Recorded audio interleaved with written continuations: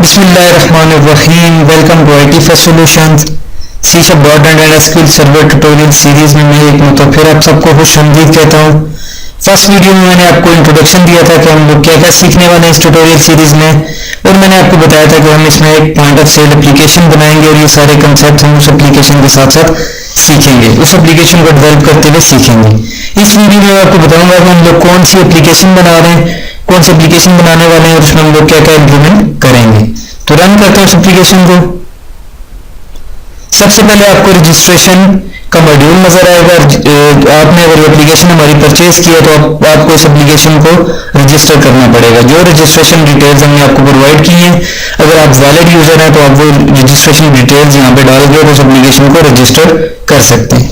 अगर आप इसमें कोई भी रॉन्ग इंफॉर्मेशन डालेंगे तो ये आपको रजिस्ट्रेशन नहीं परफॉर्म करने देगा, ठीक है। और इसको इसका कोई ट्रायल वेरिएंट नहीं है, आपको इस एप्लीकेशन को एक ही दफा पूरा रजिस्टर करना है अगर आपने इसको परचेज किया। तो हम यहाँ पे रजिस्ट्रेशन डिटेल्स डालते हैं, जो एग्जैक्टली रजिस्ट्रेशन डिटेल्स हैं।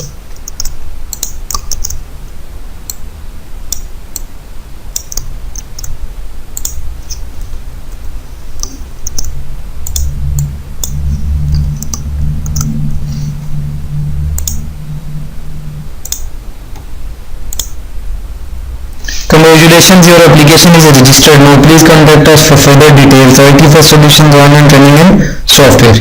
ओके कर देते हैं और इस एप्लीकेशन को एग्जिट कर देते हैं। दोबारा इस एप्लीकेशन को स्टार्ट करते हैं तो ये एप्लीकेशन रजिस्टर हो चुकी होगी। अब हम क्या करते हैं, यहाँ पे यूजर नेम डालते हैं जो कि बाय डिफॉल्ट हमने एडमिन रखा है, बाद में इसको चेंज किया जाता है। जैसे ही आप लॉगिन डिटेल्स इंटर करेंगे तो ये डैशबोर्ड नजर आ जाएगा। आप इसे मैक्सिमाइज करके फुल स्क्रीन भी कर सकते हैं। उसके बाद ये पॉइंट ऑफ सेल एप्लीकेशन हमने इसमें मेट्रो फ्रेमवर्क यूज किया है, जैसे कि आप फॉर्म्स को देख रहे हैं। इस ट्यूटोरियल सीरीज में भी हम लोग मेट्रो फ्रेमवर्क को इंप्लीमेंट करेंगे। सबसे पहले हम लोग क्या करते हैं, इसमें प्रोडक्ट डेफिनेशन की बात करते हैं। तो डिफाइन प्रोडक्ट्स पे जाएंगे तो हम इस स्क्रीन से प्रोडक्ट्स को डिफाइन करेंगे। जो जो प्रोडक्ट्स हमारी शॉप में, हमारे बिजनेस में अवेलेबल है, जैसे कि शूज़ की शॉप है, कपड़ों की शॉप है, बेकरी है, कॉस्मेटिक्स की शॉप है, या कोई भी किसी भी तरह की शॉप है, हम उसकी बेसिक डिटेल्स यहाँ पे इंटर करेंगे कि हमारे पास ये वाली प्रोडक्ट अवेलेबल है। तो इसका जो पहले फील्ड है प्रोडक्ट का नाम वो कोई भी हो सकता है, जैसे कि मैं इसको दे देता हूँ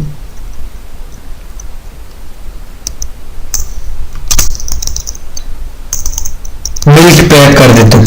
मिल्क पैक एक प्रोडक्ट है। उसके बाद कैटेगरी है, टेस्ट कैटेगरी है, पैकेट्स है। अब कैटेगरी चूंकि ये यूजर ने अपनी शॉप से रिलेटेड, प्रोडक्ट से रिलेटेड खुद डालनी है तो प्लस के बटन पे एंटर करेगा और यहाँ पे डाल सकता है वो कैटेगरी मिल्क ऐड करेगा तो ये कैटेगरी उसके पास अवेलेबल होगी, ये मिल्क। उसके बाद प्रोडक्ट सप्लायर है, जैसे कि टेस्ट सप्लायर है, इस्लामिया ट्रेडर्स है। मैं यहाँ पे नया सप्लायर ऐड कर लेता हूँ, लाइक मोहम्मदिया ट्रेडर्स। ये ऐड किया, इसको ऐड टू लिस्ट करते हैं तो यहाँ से इसको सिलेक्ट कर सकता है। उसके बाद परचेज प्राइस है, हम लोग यहाँ पे डाल देते हैं 350 और सेल्स प्राइस है 550। देन साइजेस अवेलेबल हैं कि आपके पास कौन कौन सा साइज है, जैसे कि ये 1 kg लिखा हुआ है 1 किलो, हम इसको सिलेक्ट कर सकते हैं या फर्दर साइजेस यहाँ पे ऐड कर सकते हैं। मैं यहाँ पे लिख देता हूँ 2 किलो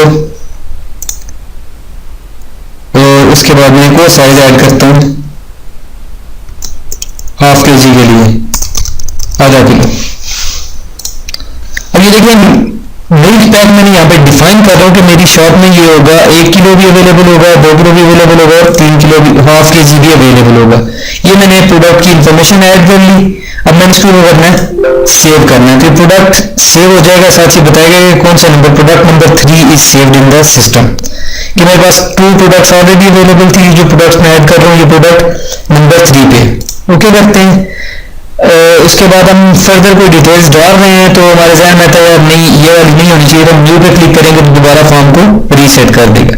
आपने अगर साइजेस को एक साथ सबको सिलेक्ट करना है तो आप सेलेक्ट ऑल एस के बटन पर क्लिक करेंगे तो सबको सिलेक्ट कर लेगा। अगर आपने सबको डी सिलेक्ट करना है तो डी सिलेक्ट करेंगे तो सबको डी सिलेक्ट कर देगा। अगर आप सब स्पेसिफिक करना चाहते हैं तो सिलेक्ट के बटन पर क्लिक करें, और जो जिनको नहीं करना चाहते उनको अनचेक कर सकते हैं। इस तरह से आप कर सकते हैं, और यहाँ से आपने करना है इसको क्लोज कर देना। अब हमने प्रोडक्ट को डिफाइन कर लिया, हमारे सिस्टम में ये प्रोडक्ट अभी अवेलेबल है, लेकिन क्वांटिटी इसकी अवेलेबल नहीं है। हमने सिर्फ अभी प्रोडक्ट को डिफाइन किया, यानी कि स्टॉक मैनेजमेंट नहीं हुई। उसके बाद आप जो प्रोडक्ट आपने ऐड किए हैं उन्हें आप मैनेज कर सकते हैं। यहाँ पे मैनेज प्रोडक्ट्स पे जाएं तो ये आपके पास सारी प्रोडक्ट्स अवेलेबल होंगी, आप इनको सर्च कर सकते हैं। जैसे कि अभी हमने मिल्क पैक ऐड किया था, तो आप देख रहे हैं मिल्क पैक 1 2 3, ये 3 क्यों दिखा रहा है? चूंकि मिल्क पैक हमारे पास 1 किलो साइज में भी अवेलेबल है, 2 किलो साइज में भी अवेलेबल है, 3 किलो साइज में भी अवेलेबल है। ये डाटाबेस में रिकॉर्ड ही किया है, लेकिन जॉइंस वगैरह आप लेटर ऑन देखेंगे कि हमने कैसे इसको इम्प्लीमेंट किया है, जो हमें ये 3 शो कर रहा है। आप इन्हें यहाँ से डिलीट कर सकते हैं, किसी स्पेसिफिक को ऐड कर सकते हैं। लाइक मैं किसी को सर्च करना चाहता हूँ, वो भी सर्च कर सकता हूँ। उसके बाद हम इसे अपडेट कर सकते हैं, जैसे आप देखें हम किसी को सर्च भी कर सकते हैं इस तरह करके, और इसको अपडेट कर सकता हूँ, इसको यहाँ से डिलीट कर सकता हूँ, इसकी इंफॉर्मेशन को दोबारा एडिट कर सकता हूँ। ये प्रोडक्ट रिकॉर्ड हो गई। उसके बाद हम चलते हैं स्टॉक मैनेजमेंट पे। स्टॉक को कैसे मैनेज करते हैं? स्टॉक पे क्लिक करेंगे तो ये हमें दिखाएगा कि प्रोडक्ट बार कोड से सर्च करें। अगर आपके पास बार कोड है तो आप यहाँ पे स्कैन करेंगे तो प्रोडक्ट खुद बहुत यहाँ पे ऐड हो जाएगी। नहीं तो हमने यहाँ से क्या करना है, प्रोडक्ट को ऐड करना है। लाइक मिल्क पैक को मैं ऐड करता हूँ, और इसके बाद 2 किलो वाले को भी ऐड कर लेता हूँ, और 3 किलो वाले को भी ऐड कर लेता हूँ, और सबकी मैं क्वांटिटी डाल देता हूँ 10 15 और 10। ये क्वांटिटी मेरे पास इन 3 प्रोडक्ट्स की आ गई है। अब मैंने क्या करना है, अगर सपोज मैंने ये गलती से डाल दिया तो मैं इसको यहाँ से डिलीट भी कर सकता हूँ। और अब हमने क्या करना है, मैंने इसको क्लिक नहीं किया, जब आप इस पर डबल क्लिक करेंगे तो इसको डिलीट कर लेगा। मैं इसको ऐड करना चाहता हूँ, सेव करते हैं स्टॉक को, तो ये करेगा स्टॉक को सक्सेसफुली सिस्टम में सेव कर देगा। अब वो जो प्रोडक्ट हमने milk pack 3 sizes different sizes में डिफाइन की थी, अब उसका स्टॉक भी इंटर हो गया है। उसके बाद हम जब बात करते हैं कस्टमर्स के बारे में, आप इसमें कस्टमर मैनेजमेंट भी करेंगे। आप नए कस्टमर यहाँ से ऐड कर सकते हैं कि नए कस्टमर का नेम, कस्टमर का मोबाइल और कस्टमर का एड्रेस वगैरह डाल के आप नए कस्टमर को ऐड कर सकते हैं, सिस्टम में सेव कर सकते हैं, आप नया कस्टमर ऐड कर सकते हैं। उसके बाद बात करते हैं कस्टमर रिकॉर्ड की, तो यहाँ पे हमारे पास सारे कस्टमर के रिकॉर्ड अवेलेबल होंगे, जो आपके पास सेव्ड कस्टमर होंगे उन सबके रिकॉर्ड्स अवेलेबल होंगे। उसके बाद हम बात करते हैं नए सेल्स ऑर्डर के बारे में कि अभी हमारे पास प्रोडक्ट्स भी अवेलेबल हैं, कस्टमर्स भी अवेलेबल है, और कुछ हमने सप्लाईज वगैरह भी ऐड कर लिए हैं, स्टॉक भी इंटर कर लिए। अब हम बात करेंगे सेल्स एंड रिटर्न के बारे में, तो सेल पे चलते हैं। ये आपके पास सेल्स डैशबोर्ड है, आपने यहाँ से कस्टमर का नेम सेलेक्ट करना है, उसका मोबाइल नंबर अगर अवेलेबल होगा तो यहाँ पे आ जाएगा। उसके बाद आप यहाँ पे प्रोडक्ट बार कोड के थ्रू प्रोडक्ट्स को स्कैन कर सकते हैं, अदरवाइज आपको यहाँ से प्रोडक्ट को सिलेक्ट करना है। ये देखिए अभी हमने क्वांटिटी ऐड की थी मिल्क पैक 1 kg में 10 उसकी क्वांटिटी है, 2 kg में 15 क्वांटिटी है, हाफ kg में उसकी 10 क्वांटिटी है, तो वो भी हमारे पास अवेलेबल स्टॉक आ गए। तो ये स्टॉक को माइनस भी करेगा, नेगेटिव वैल्यूज आप डाल सकते हैं। तो हम ये क्या करते हैं, इस मिल्क पैक को सिलेक्ट करते हैं, उसके बाद हम इस मिल्क पैक को सिलेक्ट करते हैं। अगर मैं इसी मिल्क पैक को दोबारा सिलेक्ट करूंगा, लाइक हाफ kg वाले को भी उसकी क्वांटिटी को इंक्रीज कर देगा। देखो हाफ kg को दोबारा ऐड करता हूँ, तो देख लें आपकी क्वांटिटी जो है इसकी वो 2 हो चुकी है। उसके बाद हम किसी और प्रोडक्ट को सिलेक्ट कर लेते हैं, टेस्ट को भी सिलेक्ट कर लेते हैं, और 1 kg वाले को भी सिलेक्ट कर लेते हैं। ये हमारे पास आ गया 1 kg, हाफ kg, 2 kg, और ये सारे प्रोडक्ट सपोज हमने सेलेक्ट किए हैं। 2 ये वाली हैं और 2 ये वाली हैं, ये हमारे पास ये कुछ प्रोडक्ट्स हमने सेल्स में डाली हैं। अब हमारा बिल टोटल 3200 बना है, तो हम यहाँ पे वो एंटर करेंगे, ये इससे कम को एक्सेप्ट ही नहीं करेगा। लाइक मैं इसको 3500 दे देता हूँ, और डिस्काउंट सॉरी ये डिस्काउंट है तो मैं इसको 250 डिस्काउंट देता हूँ, और मैंने क्या करना है यहाँ पे डालना है 3000 जो उसने पेड किया। उसके बाद ये प्रिंट चेक बॉक्स आप देख रहे हैं, अगर तो ये चेक हुआ तो जैसे ही हम ऑर्डर सेव करेंगे तो ये उसकी रिपोर्ट को प्रिंटर में सेंड कर देगा और रिपोर्ट प्रिंट हो जाएगी। अगर ये चेक ना हुआ, आप इसको यहाँ से चेक खत्म कर दें। सपोज आप किसी स्पेसिफिक कस्टमर का बिल नहीं प्रिंट करना चाहते हो, आप इसको अनचेक कर दें।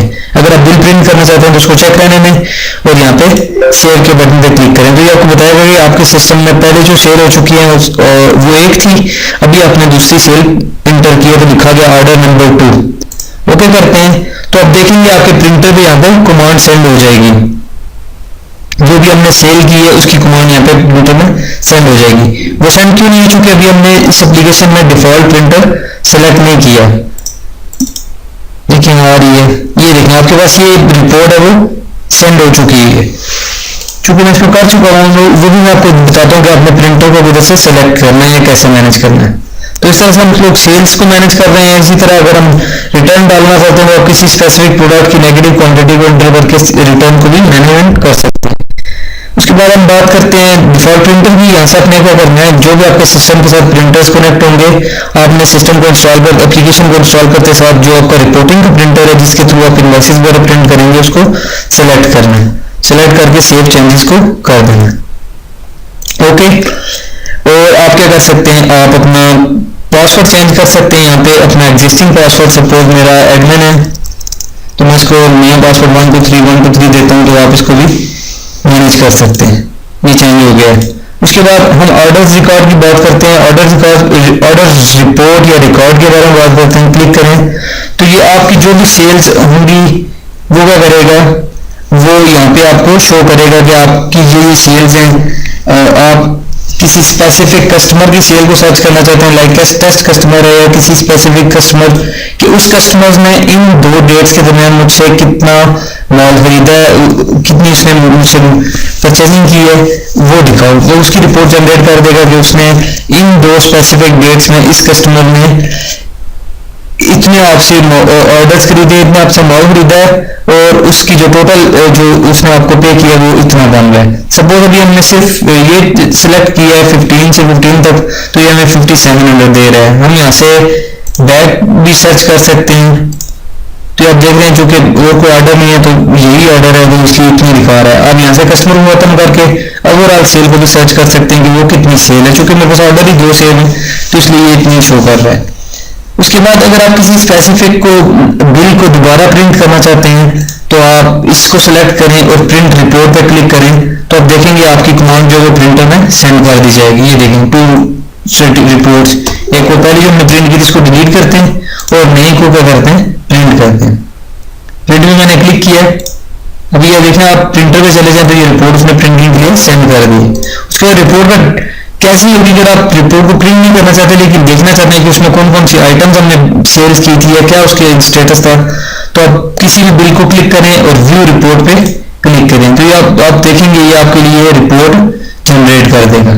ये प्रॉपर जो है बिल आप देख रहे हैं, ये शॉप का नेम है, ये उसकी डिटेल्स है, उसके बाद रेफरेंस नंबर है, डेट कौन सी है, कौन सा कस्टमर है, उसका मोबाइल नंबर क्या है, कौन कौन से प्रोडक्ट उसने हमसे परचेज किए, क्वांटिटी क्या थी और उसकी यूनिट प्राइस क्या थी। उसके बाद हमने जो उसको डिस्काउंट दिया है, टोटल बिल ये था, फिर हमने उसे डिस्काउंट दिया और नेट टोटल जो उसने आपको पे करना है वो बन गया इतना और उसके बाद उसने 3000 पे किया। अब आपको उसे 50 रुपीज़ रिटर्न में देने हैं और आप इसे सिग्नेचर कर सकते हैं। आप इस रिपोर्ट को एक्सपोर्ट भी कर सकते हैं, PDF में आप एक्सपोर्ट कर सकते हैं, एक्सेल में एक्सपोर्ट कर सकते हैं, वर्ड में, RTF में एक्सपोर्ट कर सकते हैं। इन चीज़ों इस जो हमारी इनवॉइस रिपोर्ट है इसको एक्सपोर्ट कर सकते हैं। तो ये था पॉइंट ऑफ सेल का सॉफ्टवेयर। उसके अलावा हमने इसमें सिंपल रिपोर्टिंग वगैरह भी यूज़ की है, डेटाबेस बैकअप एंड रीस्टोर भी यूज़ किया जो सिस्टम सेटिंग में आता है। तो उनको हम जब एप्लीकेशन बनाएंगे तो उसके साथ ही इम्प्लीमेंट करेंगे। उम्मीद है ये आप सिस्टम समझ गए होंगे जो हमने नेक्स्ट वीडियो से डेवलप करना शुरू करना है और आप एक्साइटेड भी होंगे आप ये कोर्स फॉलो करते हुए अपना एक रियल वर्ल्ड सॉफ्टवेयर बनाएं और साथ ही शाबरस के सर्वर के कंसेप्ट को सीखें। उम्मीद है आपने इस वीडियो से बहुत कुछ सीखा होगा। मजीद इस तरह की वीडियोस के लिए मेरे चैनल को सब्सक्राइब करें। इस चैनल को इन वीडियोस को अपने सोशल मीडिया अकाउंट्स पे, यूट्यूब पे, फेसबुक पे, व्हाट्सएप पे शेयर करें ताकि ज़्यादा से ज़्यादा लोग ये चीज़ें सीख सकें। मिलते हैं नेक्स्ट वीडियो में, तब तक के लिए अल्लाह हाफ़िज़, अस्सलाम वालेकुम।